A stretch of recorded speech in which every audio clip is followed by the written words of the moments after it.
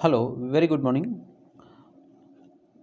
Question number 3C और winter 2019 paper पूछा है आपको। Single equal angle strut having the length of 2 metre to carry axial compressive force of 90 kilo newton. तो इससे पहले जो हमने किया था वो किया था टेंशन मेंबर के लिए। अब जो बात कर रहे हैं वो है कंप्रेसिव मेंबर के लिए। उनकी कैपेसिटी कितनी होनी चाहिए? 90 किलो न्यूटन आपका लोडिंग कैपेसिटी होनी चाहिए।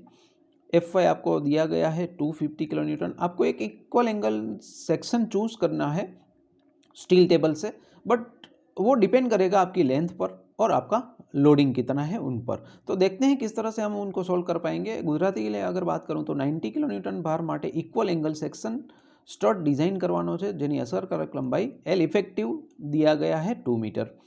सो सबसे पहला जो स्टेप होगा वो होगा मेरा सिंगल इंडियन स्टैंडर्ड एस। वहाँ पे आपको क्या करना है? सबसे पहले के एल आर बाय के एल का मतलब होता है इफेक्टिव लेंथ। के एल का मतलब होगा effective length by R. R का मतलब होता है रेडियस ऑफ गायरेशन। उनकी वैल्यू 120 आनी चाहिए। उनकी वैल्यू 120 आनी चाहिए। IAS 800 page number 42 table number 19C से आप क्या कर सकते हो? कंसिडरेशन ले सकते हो। उनके सामने अगर आपको वैल्यू देखनी होगी FCD की तो आपको वैल्यू मिलेगी 83.7। कहाँ से आपको देखना है? पहले पेज नंबर 42 पर आपका IAS निकालिए, वहाँ पे पेज नंबर 42 पर जाइए। वहाँ पे ये एक जो वैल्यू है KL/R की वो दी गई होगी जो है 120। अब 120 के सामने वहाँ पे FCD की वैल्यू लिखी होगी, टेबल नंबर 19C है, बड़ा वाला टेबल होगा, वहाँ पे 83.7 आपको मिल जाएगी। ये एजम्पशन आपको लेना है for the single ISA section के लिए। ठीक है, अब आगे बढ़ते हैं। वहाँ से IG निकालते हैं, मतलब कि AG निकालते हैं। एरिया कितना चाहिए? क्योंकि ये स्ट्रेंथ हुई उनकी, ये हुई स्ट्रेंथ। अब आपको इतना पता है कोई भी एरिया हमें फाइंड करना है तो क्या करना है? फोर्स टू दी आपकी जो स्ट्रेंथ है वो लेनी है। तो अब यहाँ पे स्ट्रेंथ के लिए FCD लिखते हैं और फोर्स के लिए F लिखते हैं। तो P/FCD कर दीजिएगा। तो P जो है वो है 90 डिवाइड बाय 83.7, क्योंकि 90 हमें कैपेसिटी दी गई है। देख लीजिए यहाँ पे क्या लेना था हमें? 90। तो 90 डिवाइड बाई ये, तो ये आपको mm² में आंसर मिल जाएगा। तो ये आंसर mm² में मिला, उनको हमें कन्वर्ट करना होगा सेंटीमीटर स्क्वायर में। क्यों कन्वर्ट करते हैं ये सेंटीमीटर स्क्वायर में? क्योंकि जो आपको दिया गया है ISA सेक्शन जो स्टील टेबल में मिलता है वहाँ पे आपको सभी एरिया दिए गए हैं सेंटीमीटर स्क्वायर में, इसीलिए हम जाते हैं सेंटीमीटर स्क्वायर के लिए। अब स्टील टेबल निकाल लीजिए। वहाँ पे एक ये जो सेक्शन है इक्वल एंगल सेक्शन सबसे स्टार्टिंग में ही पेजिस में मिल जाएगा आपको 75/75/8। वो देखिए उनका एरिया जो दिया है वो दिया गया है 11.38, क्योंकि इनसे आपको ज़्यादा चाहिए। क्या चाहिए? 10.75 से ज़्यादा चाहिए, इसलिए हमने कन्वर्ट किया है, सॉरी चूज़ किया है 11.38। तो 11.38 हमने चूज़ किया है, तो उनको mm² में कर दीजिएगा। फिर क्या करते हैं? अब ये एक बात हो गई 75/75/8 की। अगर आप चूज़ करते हो 80/80/8, आपको कोई एक ही चूज़ करना है, बट मैं बात करता हूँ आपको किस तरह से आप अलग अलग ले सकते हो। अगर लेते हो तो वहाँ पे आपको एरिया कितना मिल जाएगा? 12.21 मिल जाएगा। उस हिसाब से आप 1221 mm² कर सकते हो। उसके सामने आप आर मिनिमम की वैल्यू देखिए। आर मिनिमम आपको जो मिल रहा है वो मिल रहा है, कितना मिल रहा है? 1.55 सेंटीमीटर मिल रहा है। देखिए वहाँ पे आपको आर के सामने नीचे इस तरह से वैल्यू दिख रही होगी, वो सेंटीमीटर में होगी। पहली बात क्या है?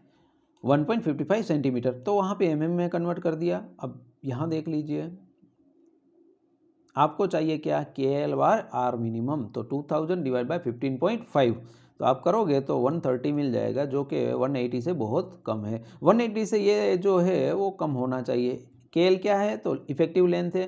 R मिनिमम क्या है? तो 15.5 है। तो 130 मिला, 180 से कम होना चाहिए। अगर वो है तो आप क्या कर सकते हो? ये डायरेक्टली चूज कर सकते हो यहाँ से सेक्शन। पहले तो क्लासिफिकेशन चेक करते हैं। पेज नंबर 18 टेबल नंबर 2 में दिया गया है B/T आपको चूज करना है। मैंने कौन सा कंसीडर किया है? ये दोनों में से मैंने कंसीडर ये वाला किया है, याद रखिएगा, मैंने ये कंसीडर किया है।